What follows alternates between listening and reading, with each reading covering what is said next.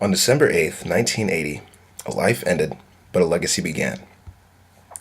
John Lennon will forever be a figure in not only music, but American culture and worldwide causes. Now, the purpose of this speech is to inform the audience about the life and the social impact of John Lennon. Now that you know what I plan to cover, let's start with John's early life.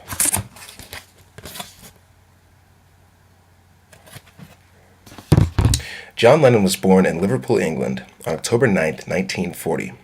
Now, John was raised by his aunt, even though his mother lived right down the street. According to S. Turner from the Beatles' A Hard Day's Right, Julia was the first song in which John actually included his mother in. Now, John hated the classroom, and he saw music as a way to express himself.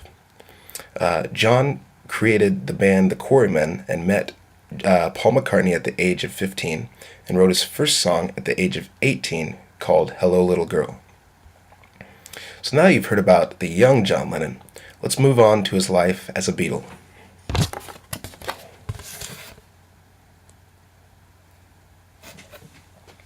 So after many musical gigs, including a place called The Cavern in Liverpool, England, the Beatles were formed in the early 1960s.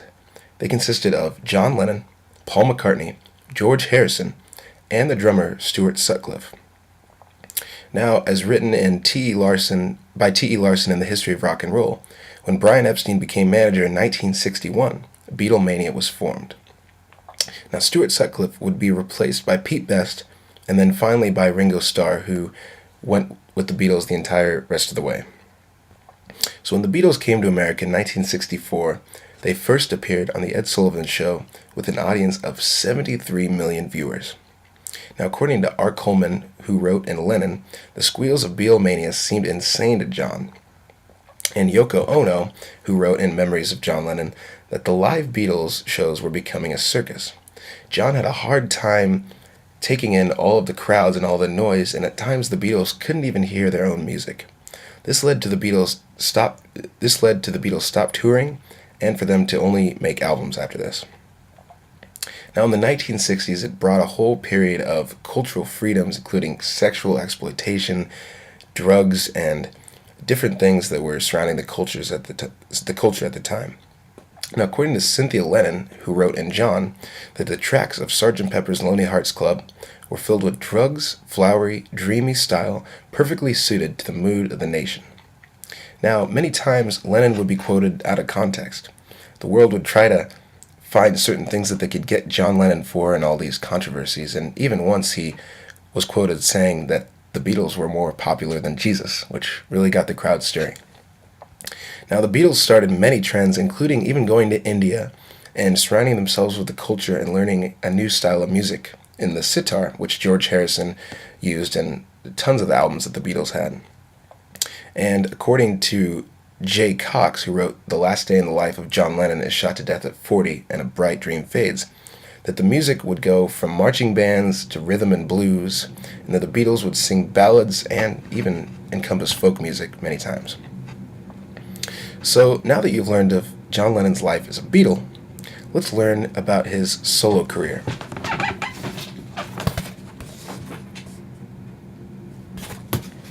On April 10th, 1970, Paul McCartney released his album, McCartney, and this was the sign that the Beatles were officially broken up. The world was devastated, but were optimistic at the fact that tons of the Beatles were now starting their own solo careers. John Lennon met Yoko Ono, and it became an entirely new take on his life and what he saw the world as. So, with John's solo career, he wrote many poems and books and movies, and obviously kept producing music.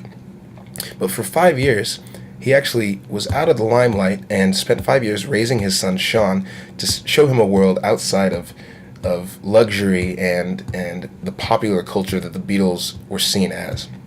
And as written by Jay Cox in the Time magazine article, Lennon liked to call himself a house husband, admitting his life revolved around Sean. Sean was his kid, and he wanted to show him the world. Now, John's final step in his career was writing the Double Fantasy album, which was one of his best. John was back. Now, in his worldwide causes, John, he hated war of any kind. He hated bigotry, racism, and all these things that were going on in the world, and showing the the unequalness of society. This led John and Yoko to do public demonstrations like sitting in their beds for a week and selling hundreds of their clothes to the poor and needy.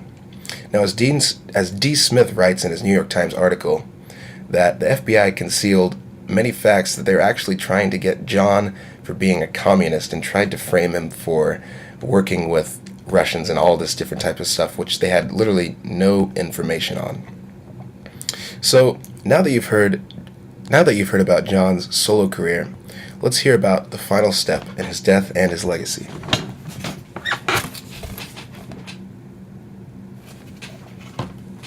On December 8th, 1980, John Lennon was assassinated outside of his New York apartment by Mark David Chapman, hours after autographing an album for him. The world was shocked and didn't want to believe it, but they saw this point as the fact that John Lennon's legacy will continue to move on and his music will continue to be a factor in the world for years to come.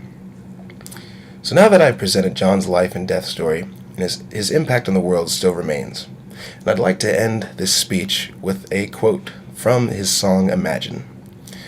Maybe now when you hear someone say to give peace a chance, or all this world needs is love, you can imagine there's no greed or hunger, a brotherhood of man. Imagine all the people sharing the world, and remember John Lennon. Thank you.